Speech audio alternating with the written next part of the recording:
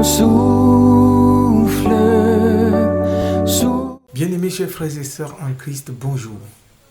Et bienvenue à cette édition de l'Instant Biblique, programme hebdomadaire de l'Église protestante unie de la Somme. Je suis Patrice et je voudrais partager avec vous un extrait de Matthieu 27 et principalement la partie qui parle du choix qu'il y avait à faire entre Jésus ou Barabbas. Vous connaissez bien l'histoire. Devant Pilate, il avait coutume de libérer un prisonnier. C'était devenu une coutume. Alors, Jésus était arrêté, Pilate était bousculé par sa conscience et il fallait libérer quelqu'un. Je vais donner la lecture à partir du verset 21. Le gouverneur prenant la parole leur dit : « Lequel des deux voulez-vous que je vous relâche ?» Ils répondirent : « Barabbas. » Pilate leur dit : « Que ferai-je donc de Jésus qu'on appelle Christ ?» Tous répondirent : « Qu'il soit crucifié. » Le gouverneur dit : « Mais quel mal a-t-il fait ?» Et ils crièrent encore plus fort : « Qu'il soit crucifié. » Pilate, voyant qu'il ne gagnait rien, mais que le tumulte augmentait, prit de l'eau, se lava les mains en présence de la foule et dit : « Je suis innocent du sang de ce juste, cela vous regarde. » Et tout le peuple répondit : « Que son sang retombe sur nous et sur nos enfants. » Alors Pilate leur relâcha Barabbas, et après avoir fait battre de verge Jésus, il le livra pour être crucifié. Vous avez, comme je l'ai dit à l'entame de cette méditation, vous l'avez déjà lu plusieurs fois.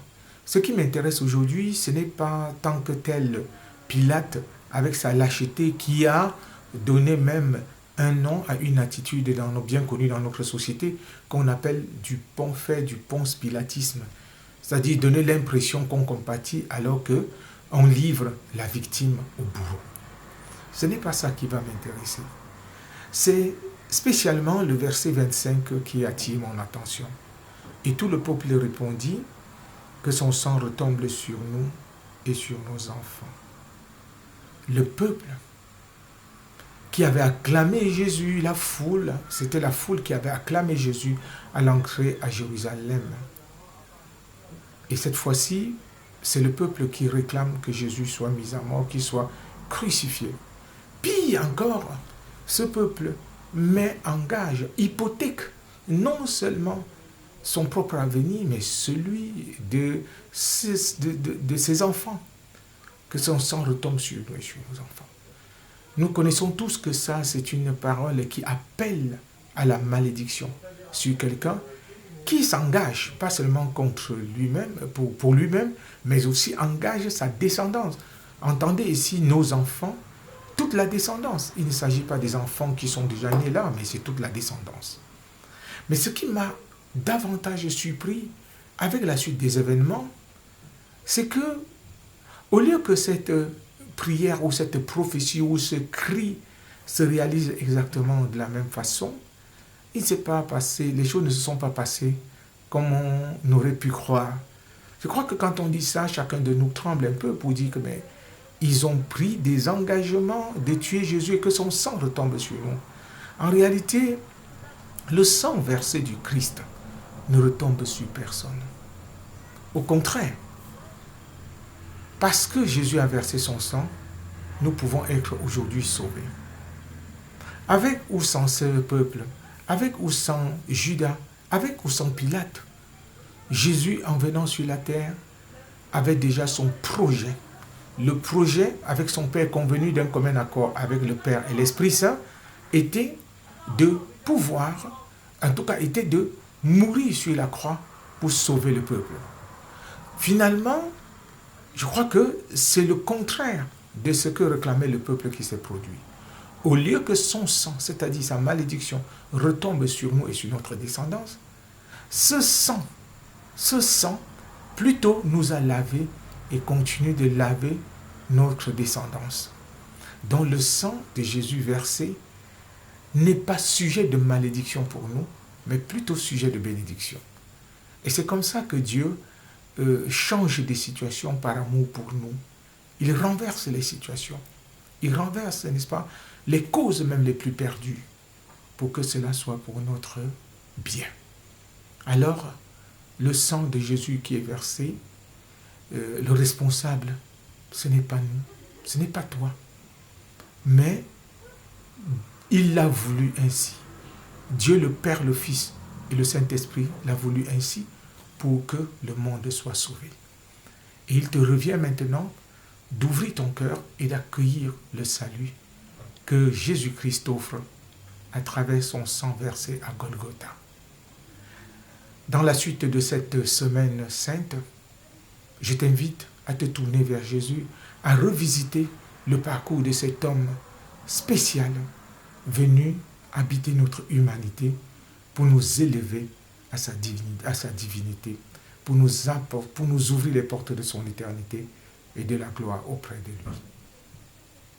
Je vous invite à la prière. Seigneur Jésus, merci. Merci pour ce que tu as fait pour nous. Alors que le peuple criait que ton sang retombe sur nous et sur nos enfants, tu as produit l'effet inverse. Ton sang nous a bénis, nous a lavés, nous et nos enfants. Merci Seigneur pour ta fidélité. Donne-nous d'entrer dans ce temps avec du recul, de la joie parce que nous sommes pardonnés, mais aussi du recul pour pouvoir revoir notre relation avec toi. Merci Père pour l'exaucement de nos prières au nom de Jésus. Amen. Chers amis, bien-aimés, merci pour votre fidélité.